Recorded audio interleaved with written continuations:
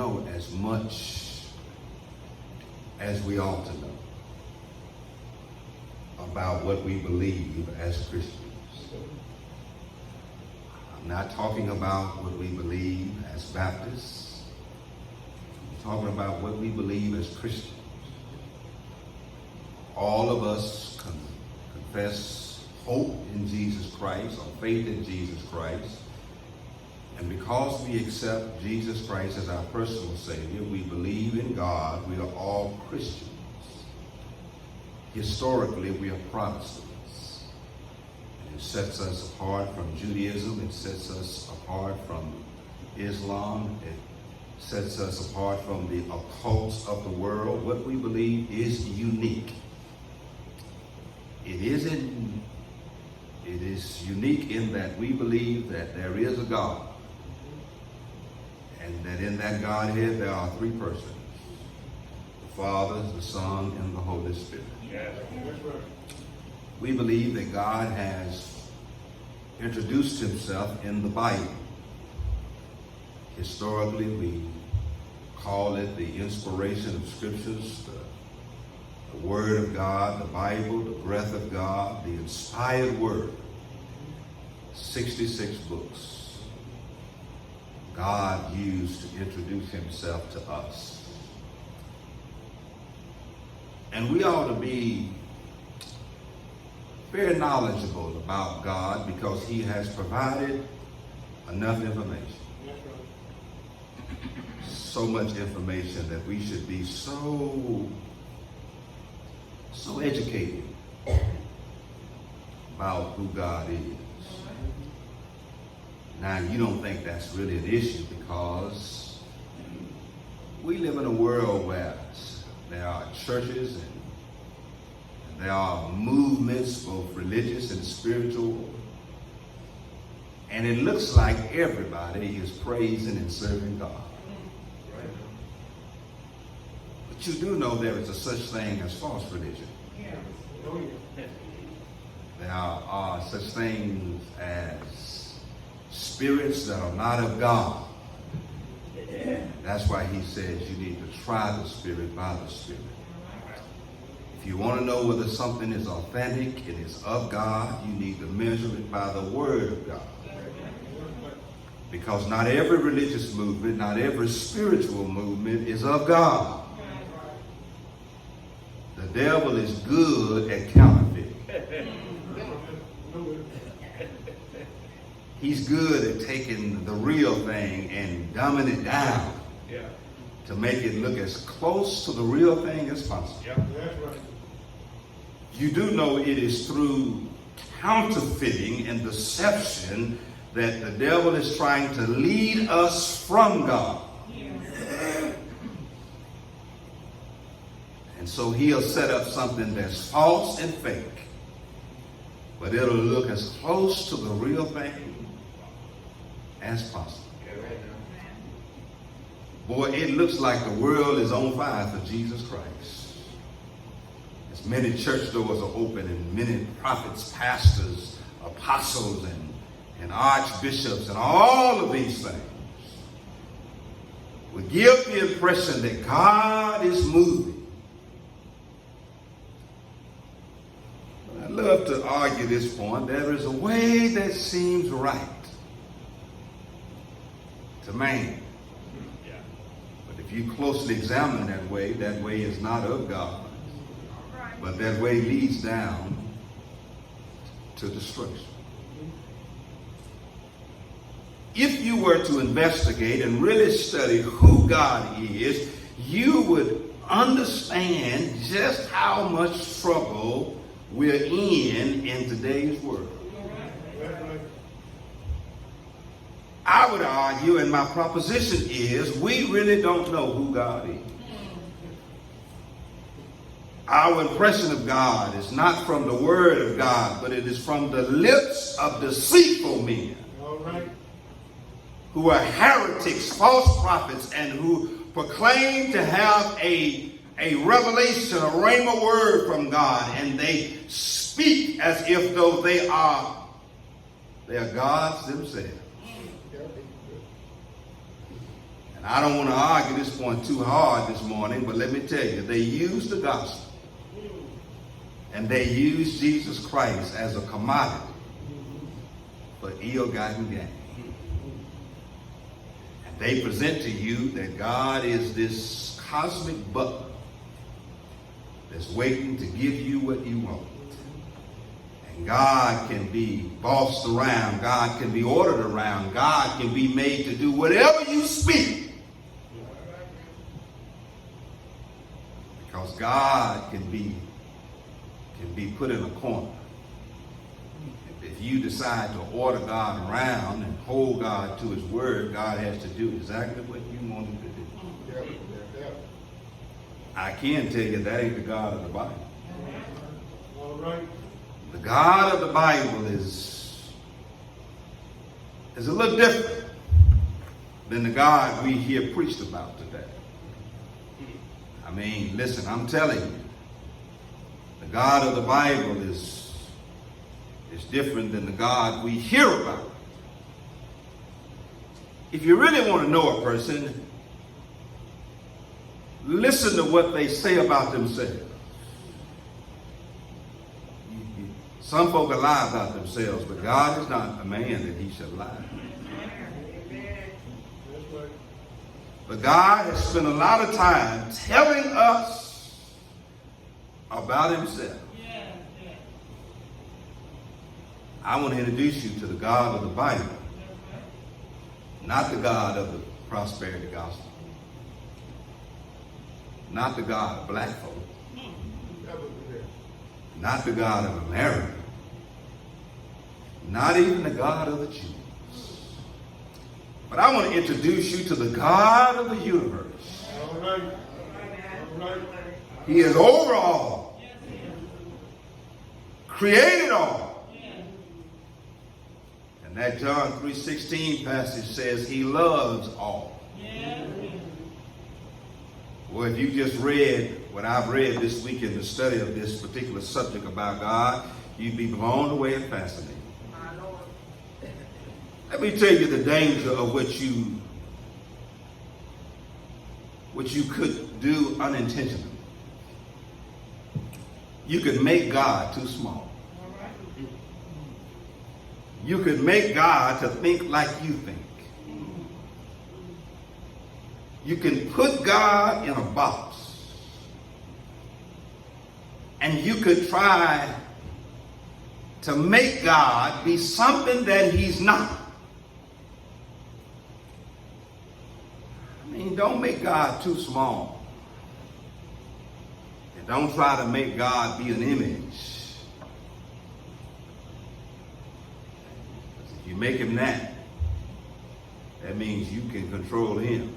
Yeah. And that limits who he really is. Genesis chapter 1. Verse 1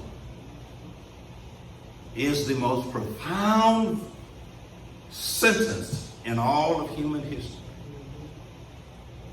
I mean, we have some spectacular writings. We got the writings of Shakespeare, of Aristotle and Plato and Faulkner and all of these great writings about human history and philosophy, but no sentence in any literature is more profound than Genesis chapter 1. Dr. Larson says that if you really want to understand all of human history, if you want to understand people, if you want to understand science, if you want to understand technology, if you want to understand Satan, if you want to understand the whole human drama, if you want to understand who you are and why you were created and how you were created, if you want to understand all things human, all things God, if you want to understand science, read Genesis. Listen, the first 3 chapters of Genesis explains the whole human drama. I mean, you could really understand you if you just read the first two stories. The story of Adam and Eve and Satan. And then the 10-sentence story of Cain and Abel. You would understand all of human history. And the drama between chaos and order. I really just want to look at this one verse. I want to try to reintroduce you to God because he is something magnificent. Something mighty. And I really don't even have the mind to tell you who God is, because even in my mind, I've researched, I've read, I've studied, but my mind is not great enough. My intellect is not scholarly enough to explain to you who God is. He's so much greater, so much more power than anything I'm going to say to you in this series. I mean, God is so great. He's so unimaginable. He's incomprehensible. You really can't use words to describe such an infinite human being. All right. I mean, God is greater than you. You have a starting point and you'll have an ending point. But this God that is described in Genesis chapter 1, and this verse is the most important sentence in all of human literature. And it is penned by the hands of God. By the breath of God through the pen of Moses. Moses is the author of this book. This book is so significant that God decided to do creation, and Moses wasn't there, but God went back and told him. And Moses penned the events of all human history. Now listen, I'm going to tell you, he's some kind of God. Now I'm going to give you an academic and a theological and biblical idea of who God is, but some of y'all can testify. You might not know him intellectually, scholarly, or biblically, or theologically, but you know him personally. Because yes, God is real. Because I can feel him. You might not understand the language and the lingo and the terms and the language that I'm going to use in this sermon, but somebody will testify, I know him. Because he walks with me. And he talks with me. And through the valley, through the darkness, through the trouble, and through the difficulties of my life, he has been a constant friend.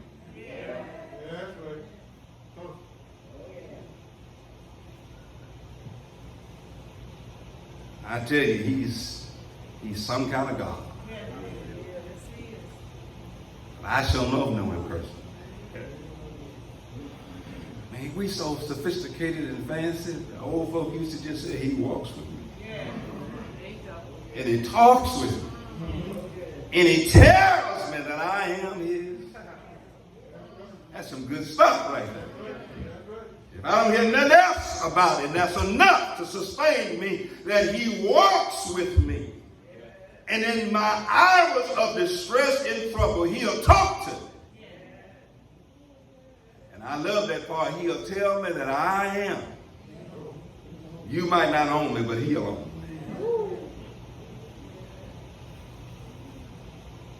I just want to introduce you to it.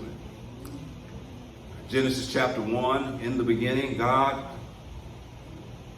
answers any question you might have about life, about you. It is the definitive statement that you need to hear from this particular from this particular book. Because nothing after this verse would be possible if it wasn't for God. 6 days, he created all of humanity. 6 days, he created everything. 6 days, he created all that we see, all that we enjoy, all that we are privileged to see and to feel and to know. God.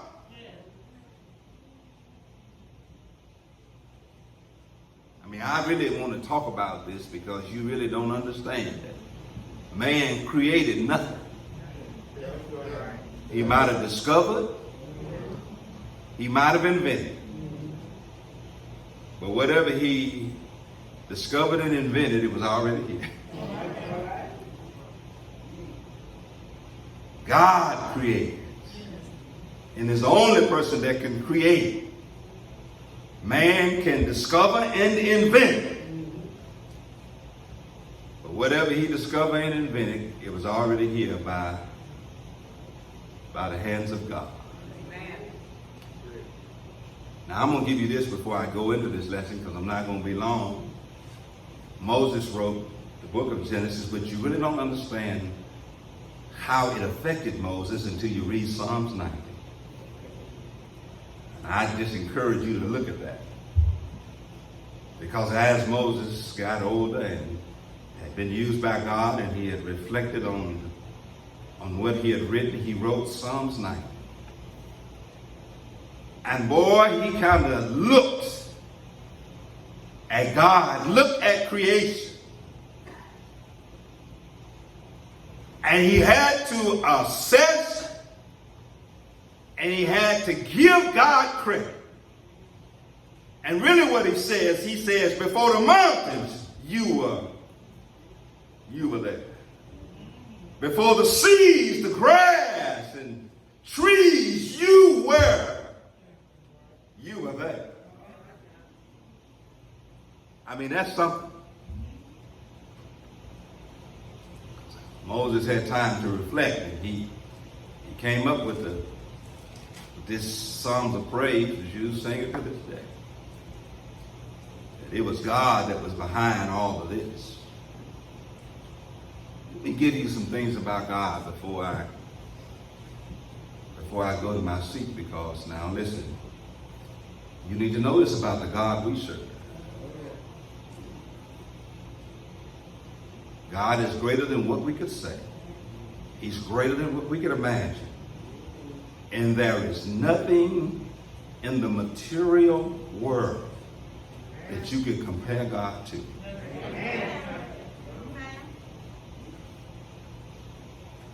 Einstein had the highest IQ of any human being that ever walked the planet. Quantum physics, formulations of mathematics that explain the origins of the universe, and science. But it pales in comparison to God. Nothing in this known world you can compare God to. In that 90th Psalm, Moses came to that conclusion. Let me tell you this first thing about God that you need to know. God is self-existing. He exists.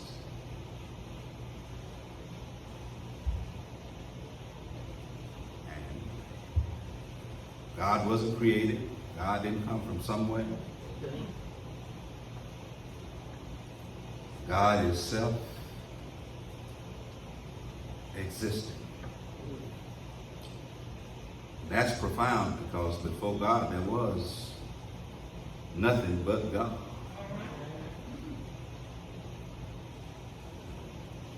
Really don't have time, and I don't want to get too deep, but God exists outside of time. He exists outside of matter. And he exists outside of space. I don't want to get too technical with you, but when you consider the material world, everything in the material world lives in time, consists of matter, and lives in space. But God created both time, space, and matter. And he has always existed. Let me explain it to you like this. God has no beginning and no end. He's always existed. He's always been. And he always will be. Science cannot explain God, but God can explain science. And science says that the universe was started by the Big Bang Theory. That matter was in space. And when that Big Bang happened, time, the clock started ticking. But the issue of that is who created the space, the matter, and the time. It had to come from somewhere. And whoever created time, space, and matter had to be outside of all three. And Genesis chapter 1 verse 1 tells us who that is. God. Listen, God is self-existent. He exists. Nobody created him. Before him there was nothing. And God is not a created being. He's always been. Now, I was arguing with somebody in the barber shop, and I was explaining to them that they say they are atheists, and they say they don't believe in God because they don't believe nothing they can see. They don't believe in nothing they can see, and that in order for them to believe anything, they have to see it. And I simply told him, Gavis, then let me hold your nose and put my hand over your mouth. Because air can't be seen, taste, or touched. But you believe in air. I believe in a whole lot of things that I can't see or touch. And just because a thing is unknown and cannot be seen, it's not material, cannot be touched, it cannot be visibly seen, doesn't mean that it's not there. Air is in this room and you cannot, reach out and grab something. Touch it. Describe. If you don't believe that air is in this room, come let me hold your nose and put my hand over your mouth. You can't see oxygen and the hydrogen that makes up water, but you drink it, H2O. But it's in there. See, you don't have to see God to know God is real. David stood out on the hills of Jerusalem, looked up into the heavens, and he says, when I consider the works of your hand, I'm telling you, God is real.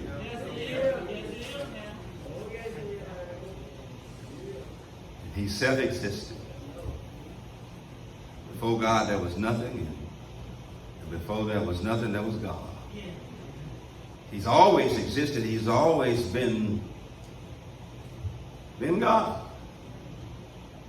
God is self-existent. Second thing I want you to know about God is that God is self-sufficient. See, you think you need nothing, and you got everything. Ain't nobody claim that but God. Because see, God doesn't need anything that he doesn't already have. Because he's self-existing, he's self-sufficient. He can. And listen, I love Dr. Cecil W. Clark, a young preacher, was up preaching at the National Baptist Convention, and he was up making his presentation, and he said in his sermon, Michael, that God thought. He said, God thought. Dr. Clark let him get through preaching. And Dr. Clark was an old man, talked real slow. He said, if God could think, where would a thought come from? That's right. That's right. Because he's self-sufficient. God don't have to think if you know everything. And listen, he told Job, this was a really good illustration of that thought. He told Job, who can counsel me? God needs no counsel because he's self-sufficient. He knows all. He sees all. He knows the present, past, and future. And he doesn't have to counsel with you or anyone else. Things might surprise you, but nothing surprises God. All right. I mean, God is so self-sufficient, he could write his story from his ending in Revelation, in his beginning. And Revelation hadn't even happened yet. And God has already recorded how human history will come to its climax. And the stage has been set. He's self-sufficient. This literally means that God has never had an eternal past, and God will always have an eternal future. I mean, he is self-sufficient. You know, when I need to know something, I got to ask somebody. God don't have to ask nobody anything because he is self-sufficient. He has everything that he needs. Let me give you this next thing about God. He is eternal. It sounds like the same thing, but listen, God is absolutely free from time. See, we live in time, God lives in eternity. See, our clock is ticking, but God is not restricted by time. He doesn't live in time. So God has saw history in its completion, and he knows how it's going to end. There is nothing that God does not know. There is no period of time in which God has not existed. He has existed in the past. He is existing in the present, and he will exist in the future. He's always existed. He is an eternal being. And there is no time that God does not exist in. He knows human history from its beginning to its end. And listen, you don't really understand Genesis chapter 1 till you understand that before Genesis chapter 1, there was God. It's really not saying that God began in the beginning, but that God is eternal. God has existed before the beginning. He did not start in Genesis chapter 1. He already existed. And when it says he created the heavens and the earth, there was no heavens, first, second, or third. There was no earth. There was no solar system. There was no Milky Way. There was no stars. But it says, in the beginning, God created the heavens and the earth. Before all of that was created, there was the eternal God.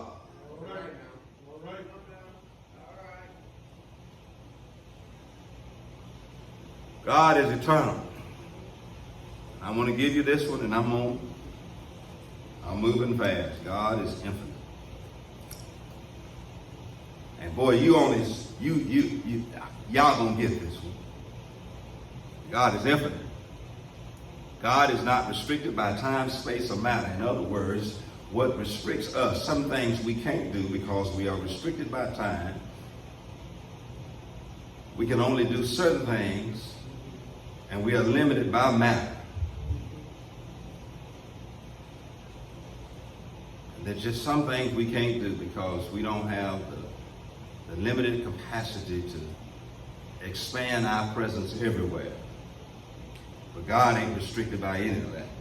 You can best see that in the life of Jesus Christ. God manifested himself in the flesh, the hypostatic union, when Jesus Christ was on the earth for 30 years, for 3 years. He performed miracles, and you could see the infiniteness of God and how God was not restricted by what restricts us. Now listen, I'm going to give you the first miracle. He turned water into wine. All right. All right. That's infinite.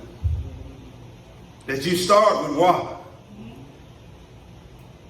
And what you need to make wine is time, material.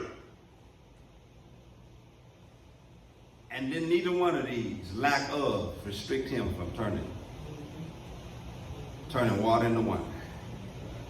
Explain that to me, Pastor. Let me explain to you. He turned water into wine and didn't have no grapes. All right. All right. And in order for the grapes to turn into wine, there has to be a fermentation process. And what causes fermentation is time. You crush the grapes and you then squeeze out the grape juice or whatever type of wine you want to make, and then you ferment it, and then you let time make it into good wine. Yeah. But he didn't need neither the material of grapes or the time it takes to ferment. I mean, he's not limited. He's an infinite God. There's nothing that can restrict God to get into God's way. You know, the great theological question is there a rock too big that God can't pick up? He's infinite. Nothing restricts him. Yeah. I mean, what would restrict you and harm you, it don't harm God. And we can best see that in the illustration when Jesus went into the fiery furnace That's right. and took the flame out of the fire.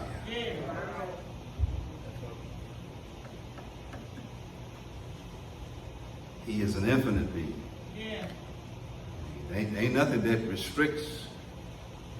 We're restricted in the life of Jesus. We saw time and time again the infiniteness of God in the person of Jesus Christ and how God did some extraordinary things. In the Old Testament, he done some extraordinary things. When man ran into an obstacle, a mountain he could not climb, a rock he could not lift, a river he could not cross, it was no restrictions on God. He's infinite. He can do anything. Now, I'm going to tell you, that's pretty good to know, because there are some things that seem impossible. Yeah. But God specializes in things that seem he can do what no other God. Elijah up on Mount Carmel. The prophets of Baal trying to call down fire all day long, resorted to cutting themselves. But Elijah said, y'all step aside. Let me call on my God. And if it wasn't already an impossible situation, he said, wet the wood. Soak it. He made the impossible situation even more impossible. And then he just called them. Burnt the wood, burnt the stones around the wood, and even burnt the dirt. See, you got some impossible situations in your life that you think can't nobody do nothing about but God. When the odds are stacked against you, and it seems impossible, the God you serve is an infinite God. Time, space, or matter can't get in his way. And I can tell you this, I need to just drop this off to somebody. Great men can't get in God's way. I was reading a little bit of study on this particular text. The Genesis story is very unique because it addresses the gods of other pagan and cultish religions. Because there are religions who believe in the sun, and they worship the sun. Others believe in sea, and others believe in nature, the moon god, and some believe in creatures, and they worship these creatures. And Genesis is very intentional by saying that in the beginning God created all of this stuff. He's infinite. And then let me give you this, and he's omnipresent. God we serve is omnipresent. This means God is everywhere at the same time. And God is never going nowhere because he's already there. God don't have to leave nowhere to go anywhere. Yeah. I mean, that quartet group that sung, he's there. Oh! They didn't know how much theater was in that song. Yeah. So you have to get up to get ready to go somewhere, to get somewhere, but God is already where he's going. He's present everywhere, and there's nowhere that he ain't. And he don't have to be in a hurry because he's already where he's going. See, you had to get here to church, but he was already here.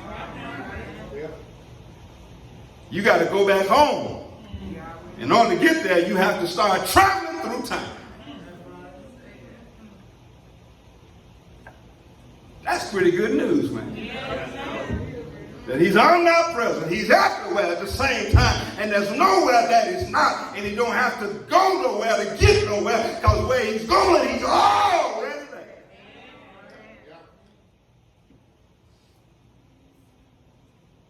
Now listen, man, I'm just so excited because I can tell you this right now. The 3 Hebrew boys got put in the fiery furnace, but they didn't see 4 go in. And the king said, behold, I put in 3, but there is 4. God is already where you're going. And I can make some of you shout. The trouble that you're going to, God is already there. And he's already made the decision. You might be troubled by your trouble, but you're not going to be overtaken by your trouble. And it's all right to be led to trouble as long as you know he's going to be there.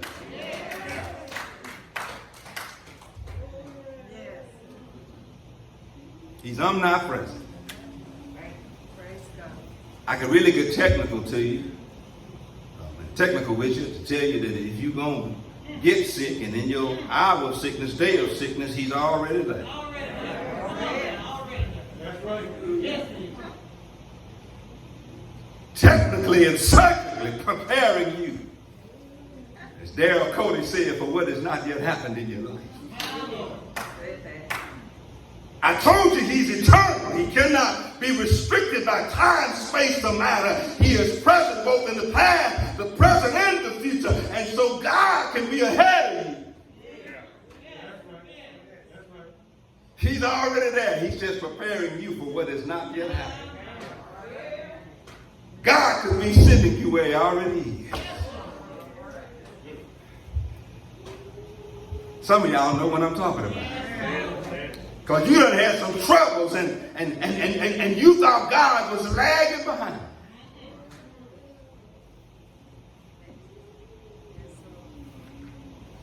He's omnipresent. God is everywhere. And that fella David, who was a man after God's own heart, said that if I made my bed in hell, if I went to the far reaches of the heavens, you are there. I can tell you, it ain't nowhere you will ever go in life that God ain't already there.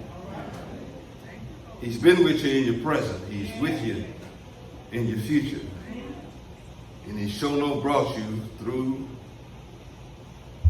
See, some of y'all need an explanation of why you still here. Why you survived what you've been through. Because you've been through hell and high water. And what took other people out, you still here. And then you just ain't here, you're good here. And means you're good here, you're doing better than what you were doing when you went through what you went through that you thought was going to take I can tell you because he was there. Oh.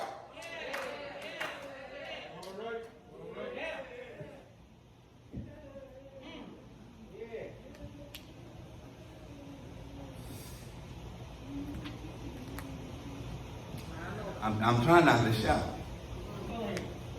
God is omnipresent. He's also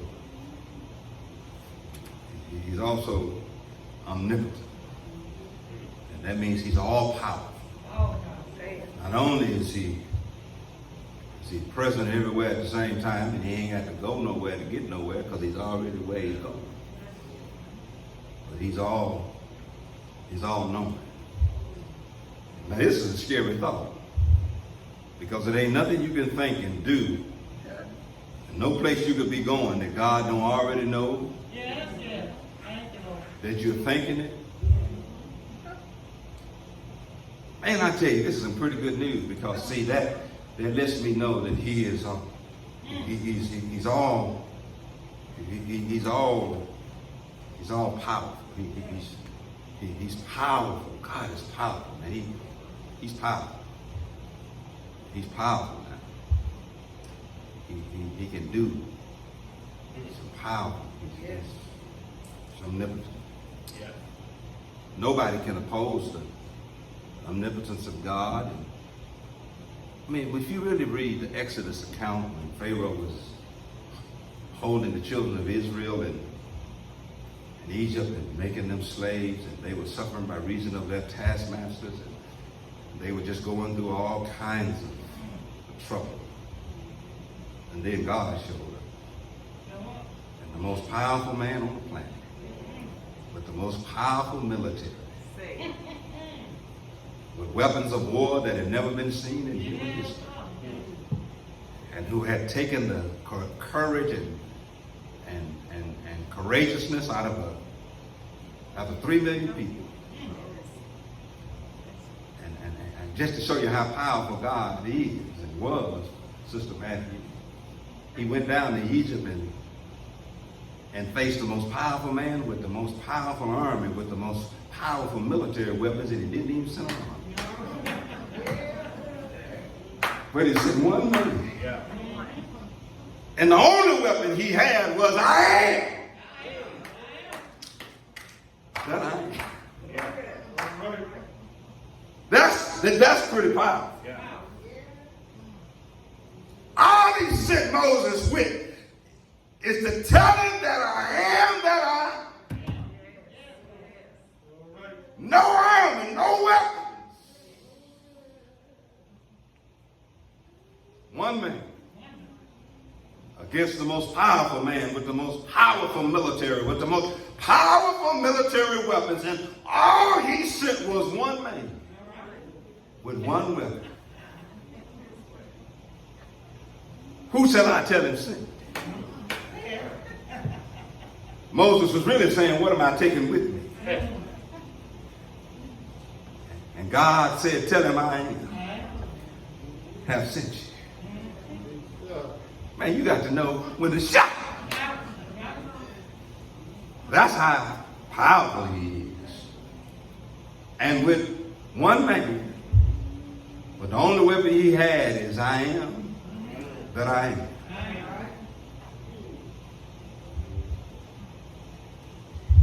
He turned the Nile into blood with I am that I am. Blocked out the sun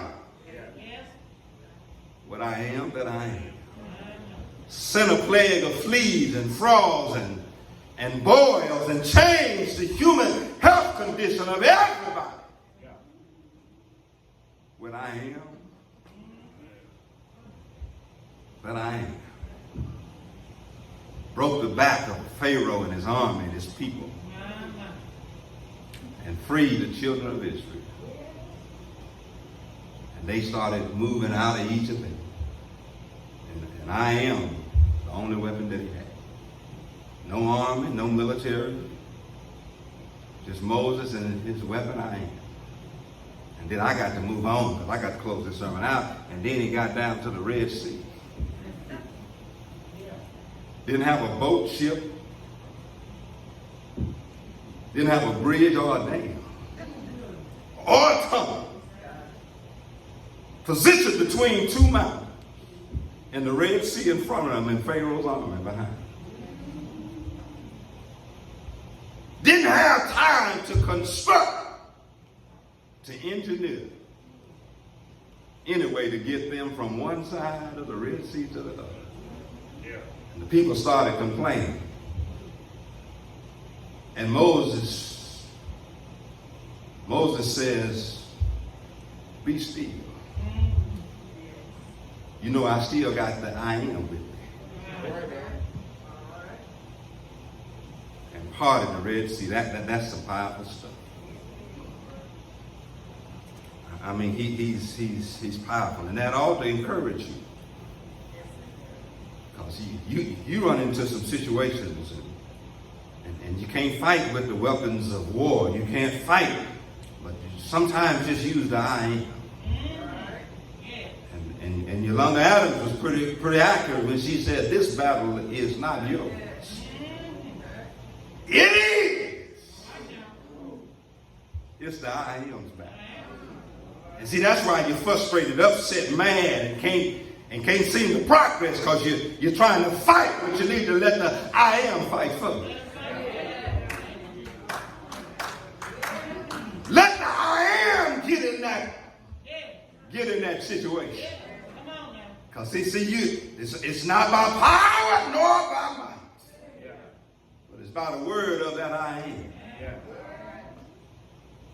am. I'm closing with this last thing about God. I really can't give it all to you, but let me tell you, He is all powerful. I'm telling you, that's some pretty good news to me. Because when trouble is in my way, and I have to cry sometimes, trouble in my way makes me cry sometimes. I lay awake at night, but that's all right. Jesus, He will fix it. After a while. See, I'm waiting on that after a while, because the I am going to get involved in this eventually. All right. See, you got to learn how to lay down the weapons of war, lay down the things that you use to fight your battles, and let the I am get involved. All right. Let me give you this last one, because this is really good news to me. He's omniscient, and that literally means he knows.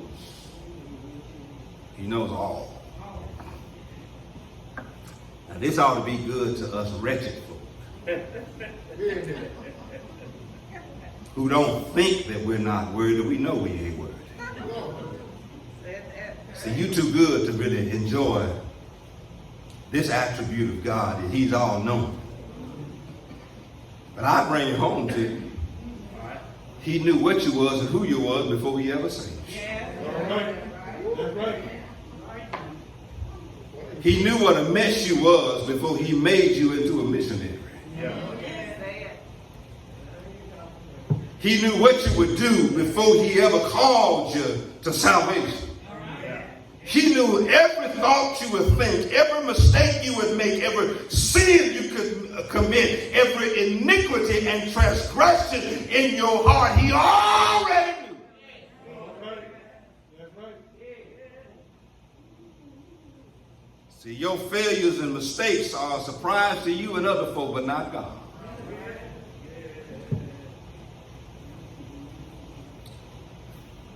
He knows all. He's numbered the hairs on your head, the days of your life. Not a sparrow falls that He doesn't know. I mean, He knows some stuff.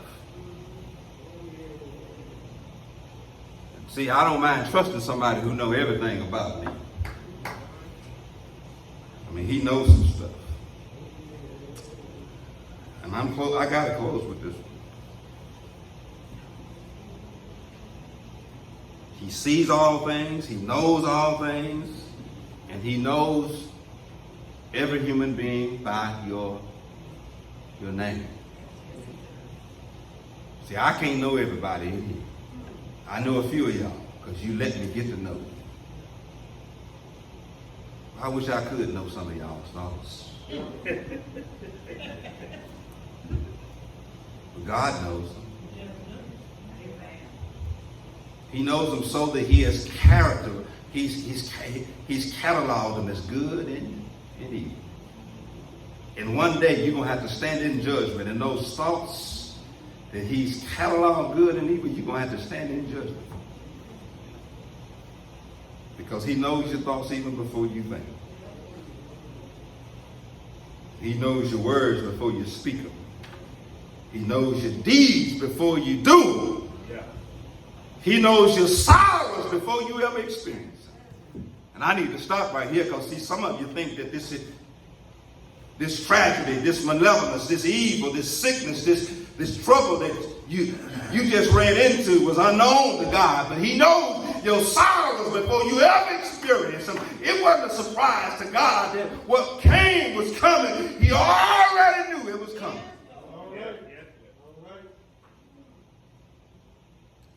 See, you surprised by it. But you don't even know that you know now in hindsight that God was preparing you for what you was going through, that he knew was coming. Yes, yes, yes. He knows your sorrows. He knows, not only does he know your sorrows, he knows your needs. And I'm going to give you this, and I'm closing. I'm telling you, this here fella that I'm referencing today, and this one I really like, Michael.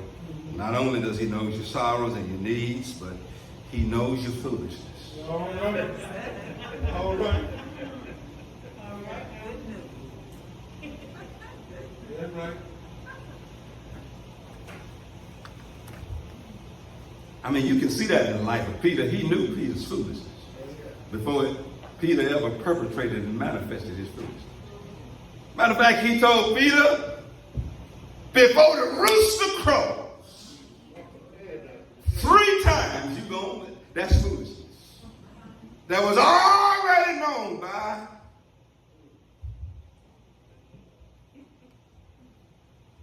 See, you think you can hide and cover up that foolishness. You can't cover that foolishness. God knows your foolishness. He knows you're going to be a clown and a cut up, a mess up.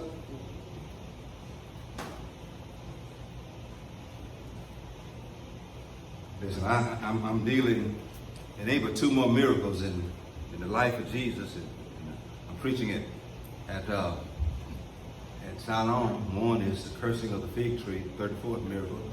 The 35th miracle is the one I want to reference as I close this sermon. God knows your foolishness. So God has already made the decision to correct and fix your foolishness, because if he didn't, you would get in trouble.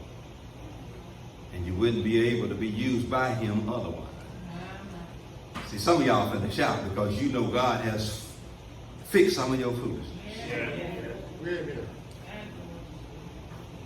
What if he hadn't corrected and fixed some of your foolishness? Because he knows your foolishness before you ever manifest it and do it. And I got one illustration, and I'll close it, Brandon. But listen to this. He knew Peter's foolishness. You know, he knew how foolish Peter was. Peter would speak out of terms. He was hot-tempered. Peter thought he was a narcissist. He thought he knew everything. And Peter thought he knew himself, but he didn't know himself as well as he thought he did. And Jesus knew Peter was going to perpetrate some foolishness that he couldn't get himself out of. And so when they decided to leave the upper room after they had done the Lord's Supper, Jesus knew Peter was about to perpetrate some foolishness. And they left the upper room on their way to the garden, but on their way to the same garden was Judas and the temple guards. And they were on their way to arrest Jesus. Yeah. And the chief priest sent his guard to arrest Jesus. Because Jesus knew Peter was about to do some foolishness that was going to get him in trouble. And if he got him in trouble, he couldn't use him the way he was going to use him. And so Jesus had to go ahead, and he had already planned to fix. Some of y'all know what I'm talking about. Because if it wasn't for God getting involved in your foolishness, you wouldn't be here right now. Because you've been in some foolishness that if the truth be told, you ought to be in jail, you ought to be in the grave, you ought to be on Skid Row, you ought to be strung out. But thank God.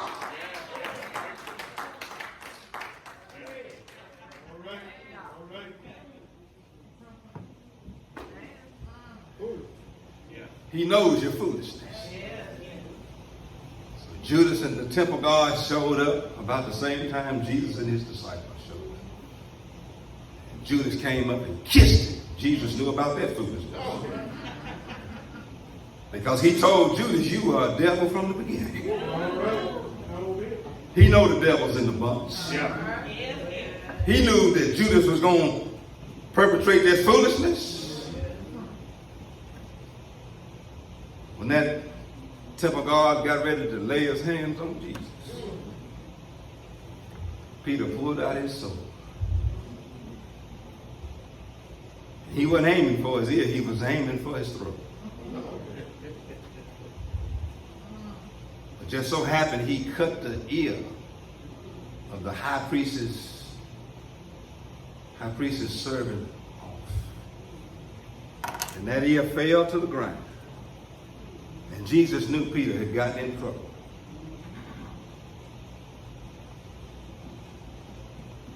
But Jesus knew he was going to use Peter in Acts chapter 2. That the best of Peter's life had not yet been manifested. And hadn't come to pass. And so Jesus took the ear that fell to the ground, cut off by Peter. Peter didn't know how much trouble he was in, but Jesus did. All right. Peter didn't know how much he had jeopardized his future, but Jesus did. Peter didn't know how much he was messing up his life, but Jesus did. Some of y'all didn't know how much trouble you was in, but Jesus did. How much you were walking on a tightrope. Walking in quicksand. All right. The enemy's bearing down on you. And your self-destructive behavior almost got you in. But Jesus picked up his ear. This was that 35th miracle. This was a miracle that saved the future and the destiny and purpose of Peter. So I need to go ahead and just exit now. You know, I'm preaching in the right language, so I'm going to exit. Some of y'all better thank God that he picked up that ear and performed that miracle. Because if not, you wouldn't be here. I'm looking at some folks. You wouldn't be here if he didn't pick up the ears you cut off. The mistakes you made, the jeopardy you put your future, your destiny, your purpose in, and you can testify. If it had not been for the Lord on my side, where would I be? He kept my enemies away. See, just because y'all ain't hollering don't mean you ain't shouting. Just because you ain't jumping don't mean you ain't happy, because somebody know he saved you.